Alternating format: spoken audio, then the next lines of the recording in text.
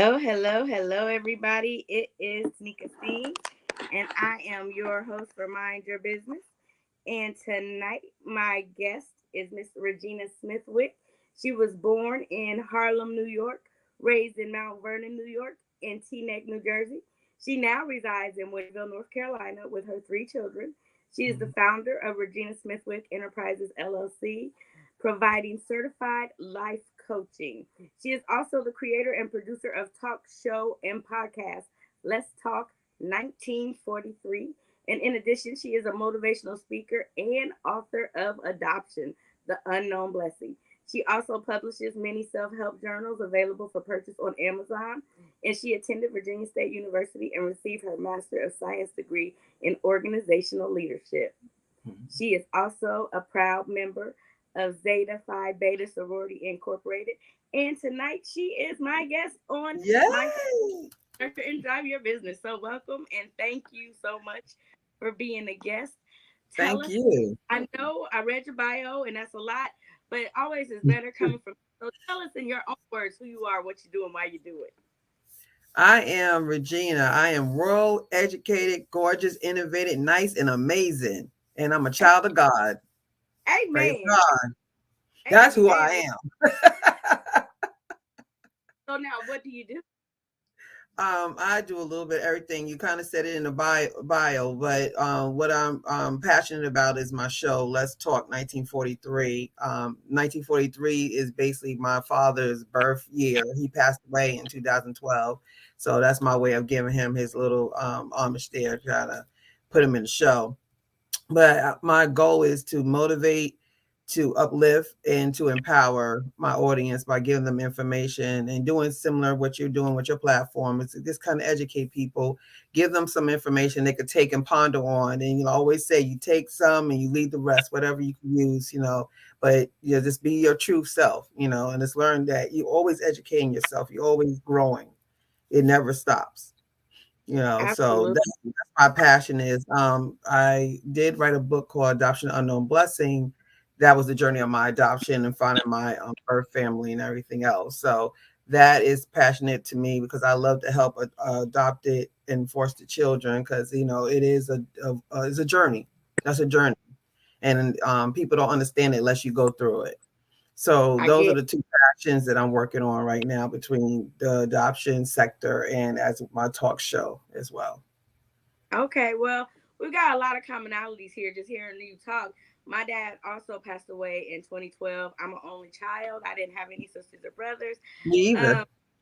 You see, and my children are adopted, but it's a little different. They are kinship, and so it was a year for us to get them, but it took some time, even still, to get them out of the system and in our household and on a stable foundation. So I commend you for what you're doing. I've had a few people on my show that have been adopted and that also are adoptive parents talking about the need and how necessary it is, and I get it. And so I commend you, and it's a lot. I remember when we first started to take in the children. At first it was 6 and then it grew to be 8, and people would say things like, I can't believe you're doing that, or you don't want to do that, or and I just never thought that why wouldn't I do it? Why? But it's a ministry. Yes. It's not for everybody. Exactly. And if you would, can you talk a little bit about, because again, you're on the other side of it where you were adopted, you said, is that something that you would like to talk about and what led you yeah. I was adopted, but I'm an adoptee as well. I adopted my oldest child. Okay. She was I had met her dad was going to be my husband, but when I met him, he had her already. And I just felt right because her mother at the time was not in her life, and I just like, look, we're about family. I don't do steps. So, she's not going to be a stepchild. She's going to be my daughter. So I went ahead and adopted her. So I have both ends of the spectrum as well. I did both. So I do understand it. And I like to pity what you just said. Our dreams and our passions and purposes is for us. It's not for everybody else. So if you adopted how many children you wanted to adopt, that was given to you. that was given to you. That was your assignment. And it's not meant for everybody to understand it. And that's one thing that we do as people. If we don't get it, we feel that it's not right for somebody else. And that's not your assignment. And you're not supposed to understand that. You're just supposed to just take it in and say, hey, that's what she's doing. And God bless her, and give you all the prayers and the good thoughts, because it is a handful.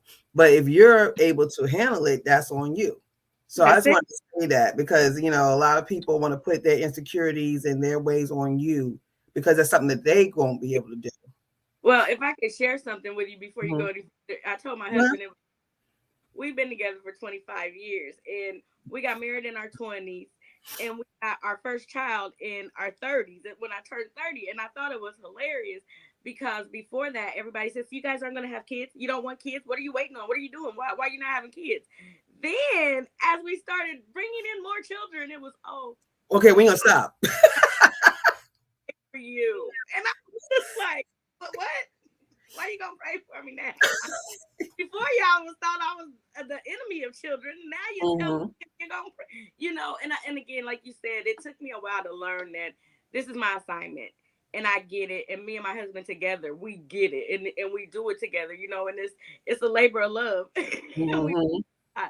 but again, for someone to understand what that feels like and what it looks like, because on my end, I look at it like, you know what, you should be grateful, Mm-hmm. thankful and happy. But at the same time, there's other dynamics that go into being in a situation that isn't what you started with from scratch. And it can Right. be hard sometimes to deal with. And so, from you being on both ends of the spectrum, was that easier for you with your daughter bringing her in? Because I understand what you mean by no steps. We don't play that mess either. Yeah, we don't do no steps. No, it was actually easy. She was already loved and everything was there. Her last name was the only thing that hasn't been changed yet. So, the adoption, we got that last name change. And I just felt more, togetherness with that. I always want her to feel included, because then eventually I ended up having twins, you Wow. know, yeah, they were 9 years apart. So it was just like, they wasn't even raised like that's your half sister, Mm-hmm. or that's they don't even know that. They don't know what half means. That's their sister. That's it. That's her brothers. We didn't have that language in the house. So it's basically how you raise your children. If you go in there saying step and half, they're gonna do step and half. And then that makes you think you less than. I'm half of a person, or I'm half of your sibling. So it really doesn't count. I don't like that. I just kind of just want to keep it as, if you got blood in you from another parent, y'all are siblings, period, point blank. It doesn't matter if you got half or one side or another. Yes. So, yeah, I was really adamant about that part. Absolutely. Well, God bless you. And I know that all the children are better off for it. And then not only that, I always say God gives you double for your trouble. And it's he does that. I used to pray, increase my territory. I was like, okay, I gotta change this up a little bit. No, no. God. But how in relation to you writing the book and what you do as a life coach, how were you able to couple those things together? Well, the life coaching was really funny, because when I did life coaching, I had life coaching done. I had a spiritual life coach that helped me, and she changed my life. And I was so impacted on that I decided to go ahead and take courses and become a life coach. Now, I was going to use it just for my organizational business, because I'm a professional organizer as well. So I feel like I would need that emotional attachment to these clients, because they have a bunch of clutter, but they don't want to let it go because it's a sentimental value. So I wanted to be able to relate to them and talk to them and kind of help them like let go of these pieces of stuff and kind of keep a couple pieces here and there. But I always say, if somebody leaves this world, you don't need to keep the whole wardrobe. That's not showing your love.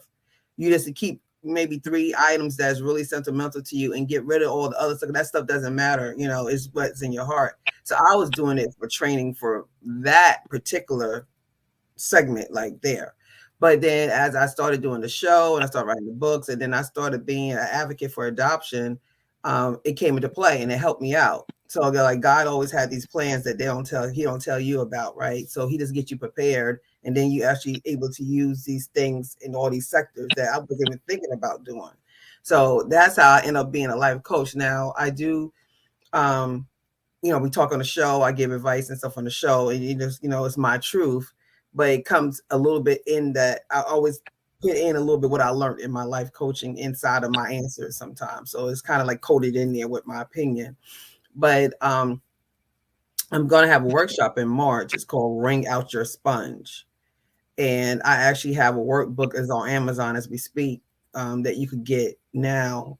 But I designed it for the workshops so we could go ahead and ring out and get all them insecurities, all those things that were holding you back, your belief systems, and get them all out in your journal. Write them out, because a lot of times if we don't write things out, we can't release them.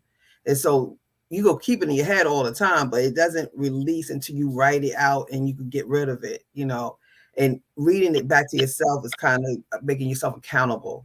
So we wanted to have that journal for this. So we're going to have a workshop. We're going to have some motivational speakers on there to kind of help you, motivate you to do the workshop and the journal. So it's called Ring Out Your Sponge. So that's why I started to expand my life coaching in other ways. I don't do like one-on-one kind of life coaching. I kind of do it group or just do it through my speaking. Mm-hmm. Mm-hmm. Totally understand. So when you go into coaching, or when someone comes to you with coaching, because this is what I see a lot of times, people don't think they need a coach. Mm-hmm. Come with these expectations and these aspirations of what they want to do in life, and then when you start talking to them, it's like, oh, but I don't want a coach, I don't need a coach. And they don't Mm-hmm. understand. Can you talk about how necessary it is at some point in our lives to have that coach or mentor, or that somebody that's helping you to be accountable? We always talk to ourselves, right? We'll talk to ourselves and we'll make sense to ourselves all the time. That's the problem. You don't have nobody bias in there to kind of say, well, that sounds a little crazy, or we talk ourselves out of fear. We have fear factors. We talk ourselves out of things, because when you talk yourself long enough, you'll talk yourself out of stuff. And then that's that little fear thing that a lot of us do have. We all got a little fear in us. So I always believe that I always believed in coaching and improvement. I always did. I just never seeked it myself until I got tired of being sick and tired. And then I went ahead and sought out a spiritual life coach that does the coaching, but does it with the godly undertones with it, because that's what I believe in. And when I did it, I realized that like it was like Messiah, like this clouds parted, the sun came down, and I just felt like a whole like weight lifted off of me getting that counseling. So I always tell people, I don't care where you at in life, I don't care how good you think you live in. I said everybody need to see somebody at least once in their life, at Yeah, least once, just to get you introduced to it. And if you feel like you don't need it after that, okay. But everybody needs to go one time, just do a tune-up, a checkup, just to see, do you need some help in certain areas in your life? Because we all need help. We all fall short. Nobody's perfect. And even if it's you're good, they can make you better. It yeah, doesn't mean you have to be horrible and you have to be, down in the dumps. You could be doing good, but you always could do better. And yeah. maybe there's some part of you that's kind of locked up, and then he could kind of release that, open it up, and then you'll be able to move to another level. Life is about growth. It always to the last day you're on this world, this earth, you got to grow every single day. So to do that, and you want to do it efficiently, I always recommend to say get a life coach or a therapist or whatever, whatever way you want to take it, but get something at least once in your life. Just try it. It Absolutely. could change your life. That's good advice right there. And it's so true, because sometimes what we're seeking, we already know the answers. But when, like you said, when you have somebody to bounce it off of, truthfully, they're there to listen. And then once you hear those words come back to you, you're like, huh. And then Mm-hmm. you're not being judged. And you're not Mm-hmm. looked at like you have a problem. You are able to express yourself. And I think a lot of times people feel like, they get afraid that they might be judged or something. But that's the thing I love about being able to coach or to counsel, or to consult someone, is it's a no Mm-hmm. judgment zone. Because Yeah, once whatever you decide to do with this information, that's your business. But that's right. you sort through that, and to accomplish that goal. And Mm-hmm. so that's beautiful. Especially, this is something I really want to touch on, if you don't mind. Uh-huh. Women, and being Mm-hmm. women of color. And I Mm-hmm. wrote a blog about is mental health among Black American women an anomaly. Uh-huh. And this is a question because during the Olympics, it's like, do you not understand what's going on here? If somebody Mm-hmm. take a time out to get themselves together, on one aspect of it is something more to it, but on the other Mm-hmm. aspect, this person is getting famous off of mental health and all of this stuff, and it's like, you know, it's something that needs to be addressed, and it's Mm-hmm. something that we don't talk about, and it's Mm-hmm. something that's brushed under the rug because we've been strong for so long, Mm. had to do for so long, right? And Mm-hmm. how do you stress the point to someone of color, a woman, to let them know that it's okay to be vulnerable and to let your guard down and to unpack this baggage? It's kind of we when you think about it, this is just I'm just talking general. This is not Yeah, everyone.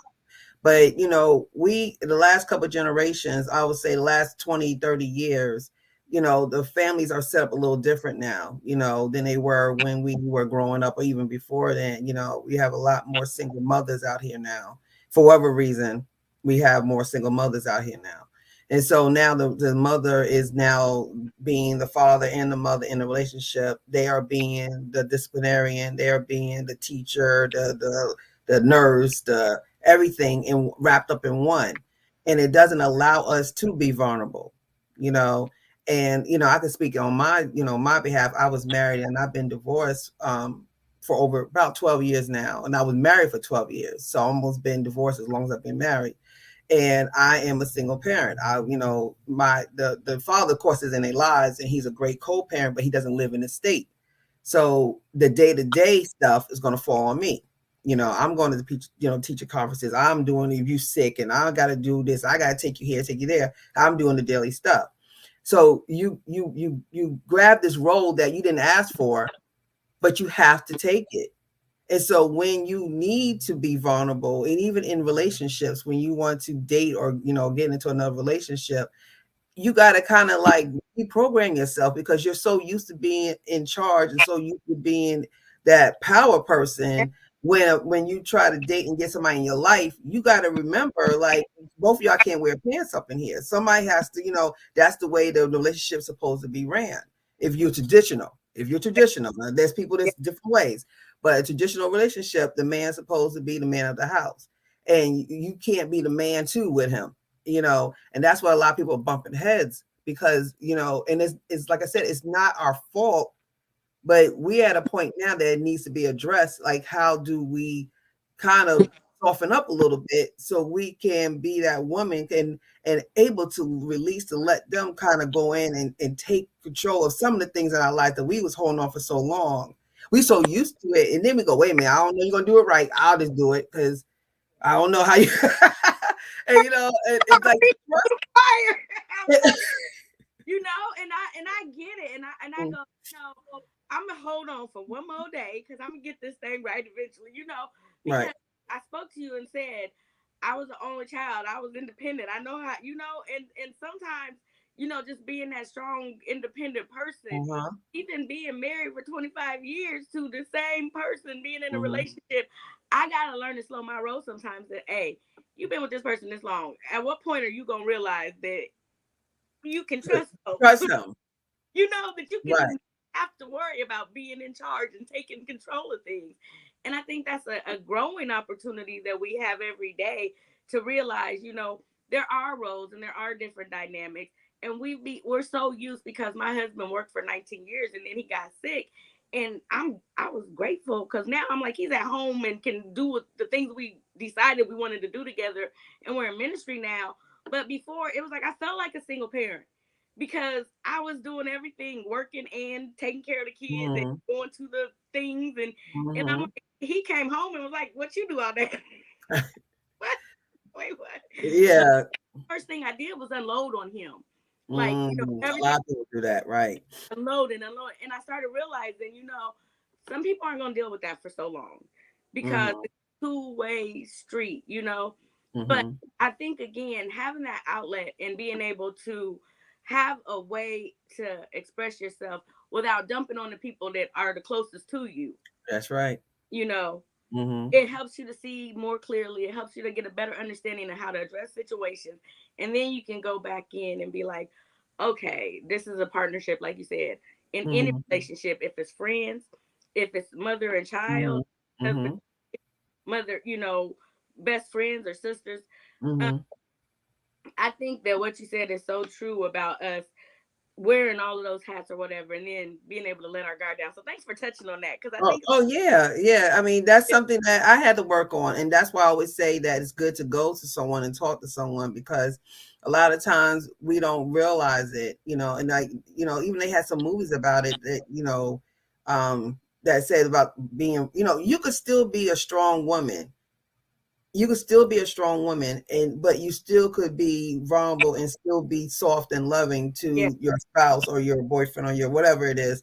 You can still do both. It's just a balancing act, but you just got to learn how to let go of something, because that's why, if you're biblical, a man is a man, a woman is a woman, and we got certain things about us, right? So that's what makes us unique, but make us work, is yeah, because yin and the yang thing, and I really believe in that, and I really believe that it's, like I said, the last good 3 decades, we've just been in this scenario that is a lot of us just doing it by ourselves, but we could still get it. We could still have it all.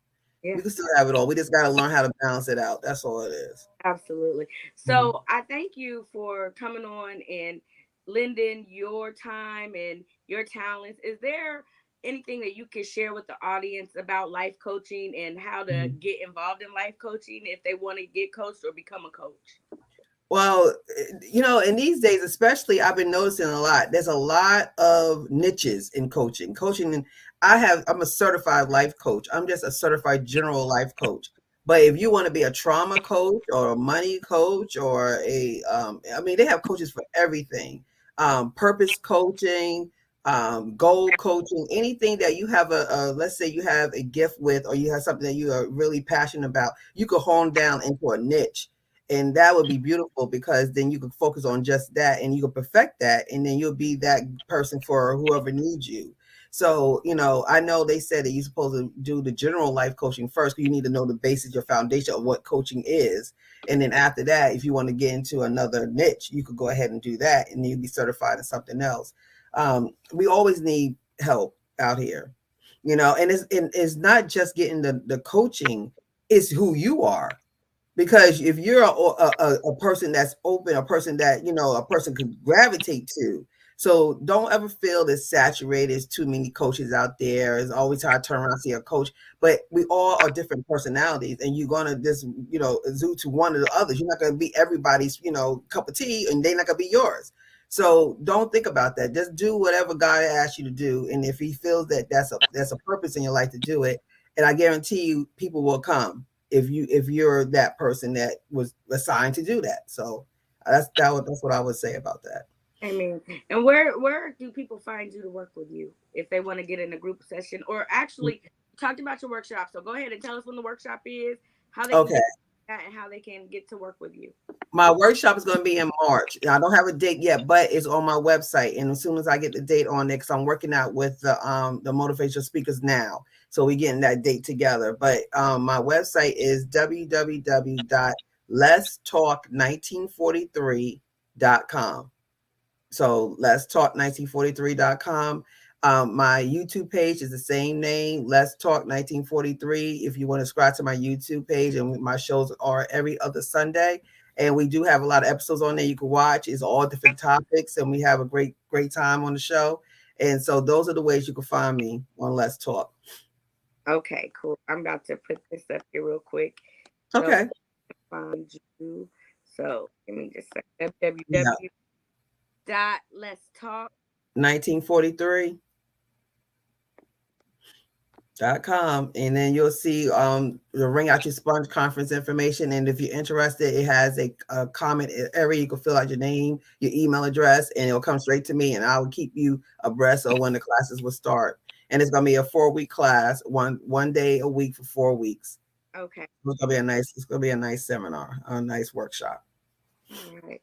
So, what advice would you give to someone that's in a place right now and they don't know how to really take that first leap forward to seek a coach out, what would you tell them at this point to do in order to maybe bring themselves to talk to someone? Well, I can tell you what happened to me. I just got tired of being sick and tired. I literally had a mental breakdown in 2019. That brought me on my knees, and like I said, I'm spiritual, and I believe in God, and I feel sometimes God has to humble you to get you to a point for you to listen. And he got me to that point that night to actually finally hear him. I was doing it my way. I did it my way for all these years, and it didn't bring me nothing. As soon as I decided to just let go and let God come in my life fully, that's when everything happened. And so ever since that night, I became all these things that you just talked about. And it's only been a year and a half, going on 2 years now, that all this happened to me because I finally let God come in and decide to do it the right way, Yeah. not my way. And sometimes your way at the moment looks like it's your way, but sometimes he's asking you to go another direction, and we fight it because we don't see it. And Proverbs 3, 5, and 6 states that God tells you not lean on your own understanding. Trust in me in all your heart, and I will make your crooked path straight. Yes, that is my That's favorite. that was the scripture that got me to really understand what he was saying.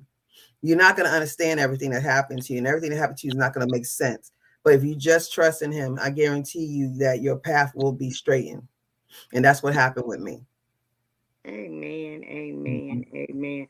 Well, I sure thank you so much for taking the time out again. Like I said, do you have any other books in the making or? Well, right now I have my adoption book, Adoption the Unknown Blessing. Then I have 3 journals. So I have the Ring Out Your Sponge journal. I have a life organizational journal. And that journal is I give it to everyone, but I really looked out for my older senior citizens because they need a book that has everything. You want to be able to find your medications. You want to be able to find your doctor's appointments, your contact information, your web passwords, all that stuff that older people usually will lose and don't keep up with is all in one book. So let's say you have a caretaker and they need to find something. It's all in that one book. That book goes everywhere with you, and everything that you need is right there. So I did a journal for that, and then I have a podcast journal for our podcasters like us to be able to keep up with our episodes and keep track with everything and keep it up so you can be able to go back and look at your episodes. So I'm an organizing person. That's my that's my thing. I love organizing. So I decided to do books to help organize people. Okay, so one of your main niches is organizational skills, organizational leadership. Then Yep, that's where it came into play. That's where these books came from. Yep, you can tell that's because it. you look well organized and put together. I can always tell your colors are always popping. You always,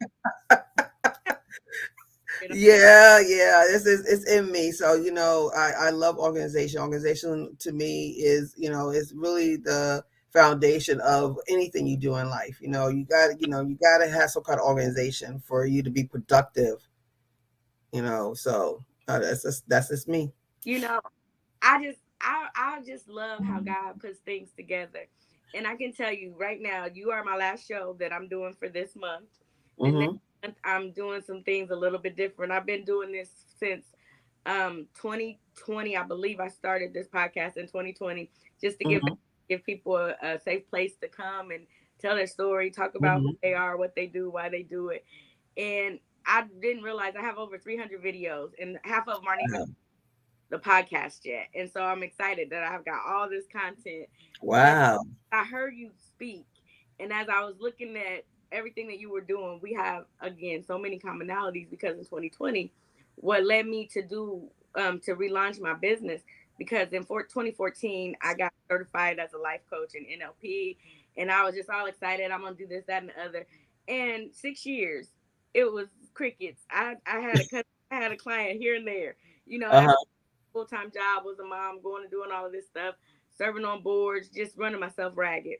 Right. 2020, right before COVID, this was the craziest thing.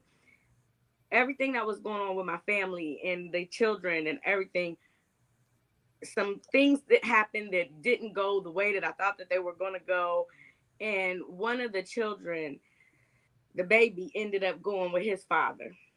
And Oh. that that broke me. And before that, I was holding on some stuff from 5 years prior that I was just dealing with because I didn't have time to really deal with it because I had to Mm-hmm. take on some other stuff.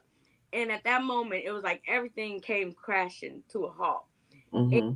came down, and I had to go. I had a mental breakdown, and I spent 6 or 7 days in the hospital because I had Mm-hmm. slept for like 8 days. And they say after 3 days, you start hallucinating Yeah, and doing. yeah, right. And and I'm thinking that I'm normal. I'm thinking everybody else around me is crazy. He was like, "Oh, it was me." What's wrong with them? They need some help, Jesus. You're No, like, "No, it's you." hey, and what I learned in that is I needed some rest. I needed to take some time to step back and take my hands off of everything. And like you said, God will slow you down sometimes and put you in a position where He can really use you. And Mm-hmm. through that, I was going to school and taking ministry classes and still trying to maintain all of this stuff. But I wasn't. My whole self wasn't there. And Right. until that happened, I was able to gain mental clarity. And it's like at that point in time, it was like everything that I had learned, everything that I worked on, everything that I had been through was for a time such as this. And Right. so, I realized that in due time, we will reap if we faint not. And so I thought about all the time, lean not on your own understanding. That's right. Touch Him in all your ways and He'll make your path straight. This That's right right. like full circle. That's it. That's it all day. So just having you on the show because when I started this podcast, I was like, okay, God, yeah, I don't like getting on camera. I can get on the stage and talk in front of people, but I don't want to be on the camera. And then I made this. It's not about me. It's a, Nope. That's it. That's what I always say. It's not about you. yes, it's about It's people that bigger than you. story that can Mm-hmm. connect. And I've been able to connect people across the globe to help them to find mentors and to find people that they can work with.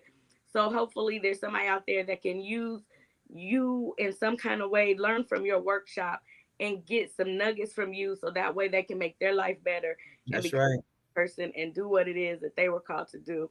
Because Amen. all have a purpose. And I thank you for shedding that light and sharing your story with us tonight. Oh, no problem. Thank you And for having me. there's hope. There is always hope in this world if we just hold on. Because if I would have gave up 6 years ago, I wouldn't be where I'm at now. If That's you right. You want me sitting here. in 2019, if you would have went the other way in Mm-hmm. 2019, you wouldn't be sitting here right now looking fabulous and Oh, giving. thank you. Yes, yes. I give it all praise to God. I really do. All praise to God. He's always everything, but I just didn't realize um just trusting in him how much your life would change. We always want everything instant and we want it our way. But when I decided to kind of say, look, whatever way this works out, I'm good. And then it just happened to start working out in the way it is. And we do have a lot in common, raising its only children and doing what we do, it's a blessing. I'm happy. I love doing this. Love it. God bless you and all you do. Continue helping others and you'll get it back tenfold. So stick around with me for just a minute. Don't go nowhere. Let me get All started. right.